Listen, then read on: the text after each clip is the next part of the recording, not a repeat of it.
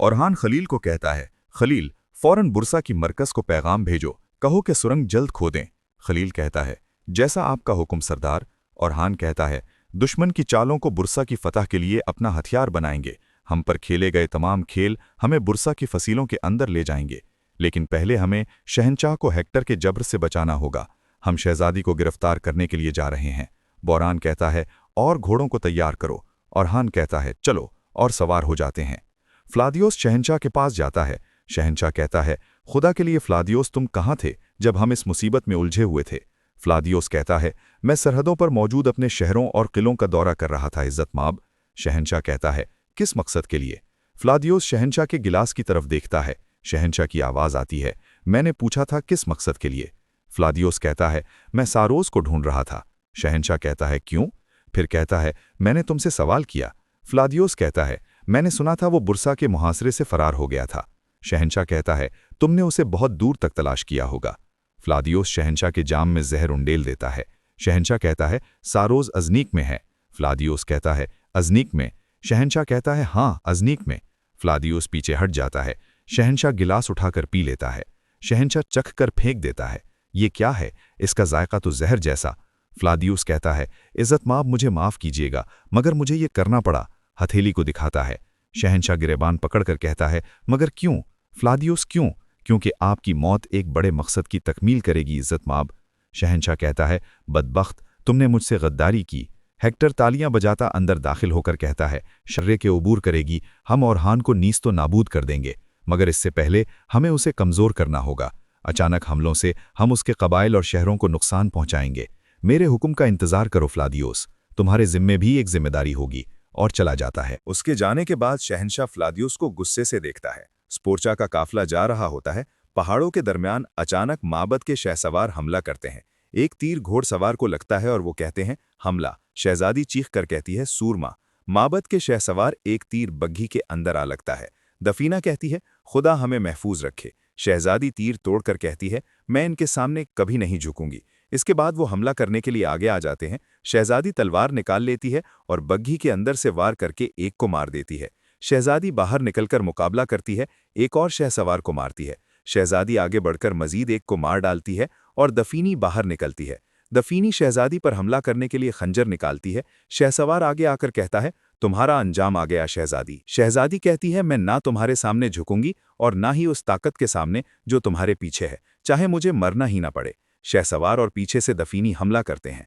अचानक तीर उस शहसवार की गर्दन में लग जाता है। ओरहान को देखकर दफीनी छुपा लेती है। शहजादी हैरत से कहती है, ओरहान। शहसवार इधर भागते हैं। ओरहान तलवार खींचकर कहता है, शहजादी और दफीने की हिफाजत करो, बाकी सबको मार डालो। और जंग शुरू हो जाती है। दफीनी कहती है, ये ओरहान का मंसूबा है। शहजादी, ओरहान को इजाजत ना देना कि वो तुम्हें कैद करे, जैसे उसने तुम्हारे बाबा को किया था। भागो। लेकिन शहजादी नहीं मानती। शहजादी भागकर बंगी के पीछे जाती है। ओरहान देख लेता है और सिपाही से कहता है, शहजादी भाग रही है, इसके पीछे जाओ। ओरहान भी पीछे भाग जाता है।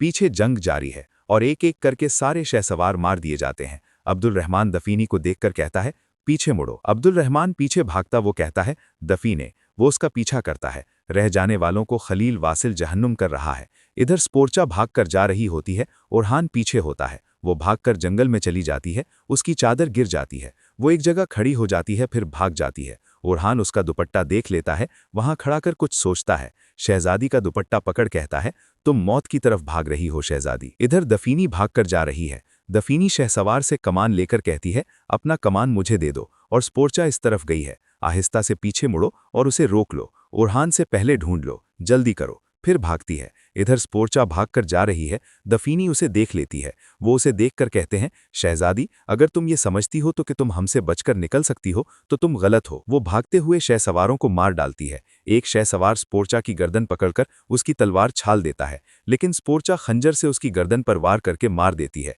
दफीनी तीर निकालते हुए कहती है, तुम्हारी लाश हमारे लिए ज्यादा कारामद होगी और सब यही समझेंगे कि ये ओरहान ने किया है। और तीर खींच लेती है। स्पोर्चा हरकत करती है। ओरहान के आगे शहसवार आते हैं। वो सबको मार डालता है। फिर ओरहान पीछा करता है और दफीनी ओरहान को देखकर कमान नीचे कर लेती है। ओरहान सिपाहियों को देखता है।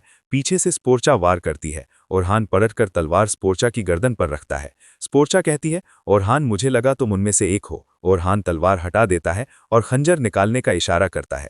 स्पोर्चा खंजर निकाल लेती है। ओरहान कहता है, ये अहम नहीं है। दफीनी देख रही होती है। स्पोर्चा कहते हैं, लेकिन अगर मुझे मालूम यूता कि ये तुम हो तो मैं तुम्हारे दिल में खंजर घोंप दूंगी। ओरहान खंजर पकड़कर कहता है, मेरा शुक्रिया अदा करने के बजाय इतना गुस्सा क्यों शहजादी? और खंजर छीनकर अपने पास रख लेता है। स्पोर्चा कहती है, ये हमला, ये जंग, ये खून तुम्हारी वजह से है। मैं तुम्हें मुझे असीर नहीं बनाने दूंगी, जैसा कि तुमने मेरे बाबा के साथ किया। ओरहान कहता है, तुम ही खून बहाने वाली थीं, मैंने तुम्हारे बाबा को बचाया, अब मैं तुम्हें बचा रहा हूं। शहजादी कहती है, मुझे बचाना तुम्हारी हद से बाहर है। ओरहान गुस्से से कहता है, अगर तुम्हें मेरी हद मालूम होती तो तुम एक लफ्ज भी कहने की हिम्मत न करती। शहजादी डेफिनी देखकर कहती है, आओ। शहजादी कहती है, तुम यहां क्या कर रहे हो? ओरहान साहब, क्या ये तुम्हारे खेल में से है? ओरहान कहता है, खेल? शहजादी कहती है, तुम जानते हो ये हमला? पहले माबद के शहसवार आए और फिर उनके पीछे तुम आए, फिर किसी ने मुझे यहां आने पर उकसाया और ये तुम थे। ओरहान कहता है, तुम अपने आप को इतना अहम मत समझो शहजादी, ये समझो कि मैं तुम्हारे पीछे होने वाली साजिश को तुमसे पहले समझ गया था। हेक्टर वो तुम्हारे पीछे है, वो या तो तुम्हें असीर बनाएगा या मार डालेगा। शहजादी कहती है, तुम मुझे डरा नहीं सकते। ओरहान कहता है, मैं जानता हूं, लेकिन अगर तुम जीना चाहती हो तो मेरे साथ चलो। शहजादी कहती है, मैं अपने तौर पर जिंदा रह सकती हूं। ओरहान कहता है, मैं जानता हूं, यकीनन तुम रह सकती हो, यकीनन, और उसे पकड़कर कहता है, चलो। शहजादी कहती है, मुझे मत छुओ, तुम्हारी हिम्मत कैसे हुई छूने की? ओरहान कहता है, फिर चलो। डेफिनी देख रही होती है। स्पोर्चा चल पड़ती है। डेफिनी तीर मार देती है, मरो शहजादी। ओरहान बचाकर दरख्त की ओट में ले जाता है। ओरहान मारने वाले को देखकर कहता है, नतीजा देखो, तुम पर मेरा कर्ज चढ़ गया है शहजादी, मैं तीसरी बार हिफाजत नहीं करूंगा, जान लो। डेफिनी छुप जाती है। स्पोर्चा कहती है, मुझे तुम पर भरोसा नहीं है। ओरहान कहता है, हमारे जज्बात बाहमी हैं, मुझे भी तुम पर भरोसा नहीं है, इसलिए तुम मेरी बात सुनकर चलोगी। शहजादी कहती है, मेरे बाजू को मत छुओ। ओरहान कहता है, चलो। डेफिनी भी निकल जाती है। अब्दुल रहमान ढूंढ रहा है, ये लड़की कहाँ गई है, आइए इसे ढूंढते हैं। डेफिनी उन्हें देख लेती है और कहती है, मैं क्या करूं?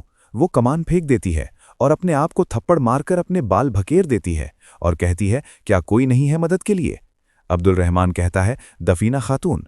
वो आगे आकर कहती है, अब्दुल रहमान अल्प। वो आकर अब्दुल रहमान को गले लग जाती है। अब्दुल रहमान गुस्से से कहता है, पीछे हटो। सब सिपाही उसकी हरकत पर हंसते हैं। दफीने रोने वाली शक्ल बनाकर कहती है, मैं बहुत डर गई थी, मैं बमुश्किल बच पाई हूं, वो मुझे मारने वाले थे। अब्दुल रहमान कहता है, डरो मत, अब तुम महफूज हो। दफीनी कहती है, मैं जानती हूं क्योंकि मेरे पास तुम हो। सारे सिपाही हंसते हैं। दफीनी कहती है, स्पोर्चा, क्या वो ठीक है? अब्दुल रहमान कहता है, ओरहान साहब उसके पीछे गए हैं, वो भाग नहीं सकती, ये मेरे हुजूर का हुक्म है कि मैं तुम्हें महफूज तरीके से वहां ले चलूं। डेफिनी कहती है, अगर तुम्हारे हुजूर ने तुम्हें हुक्म ना दिया होता तो क्या तुम मुझे ढूंढने नहीं आते?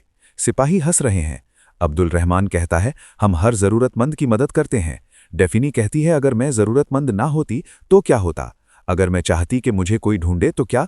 अब्दुल रहमान बारौब आवाज में कहता है, दफीने खातून, हमें देर हो रही है, घोड़े इस तरफ हैं, आओ। दुमरुल बालाबान हंसकर कहते हैं, अगर मैं जरूरतमंद ना होती तो क्या होता? अब्दुल रहमान। बालाबान एक लफ्ज भी न निकाला। दुमरुल कहता है, शुक्र है आप आ गए अब्दुल रहमान। अब्दुल रहमान झपट कर कहता है, बेहतर है अब तुम चुप करो। बालाबान कहता है, हम वैसे भी यहाँ थे, उसने हमसे एक लफ्ज भी नहीं कहा, वो सिर्फ तुम्हें देख रही थी अब्दुल रहमान। अब्दुल रहमान कहता है, मेरे लिए मेरा अल्लाह ही काफ़ी है।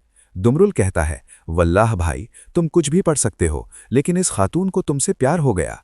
अब्दुल रहमान कहता है, मुज़हक़-ए-ख़ेज़ बातें करना बंद करो।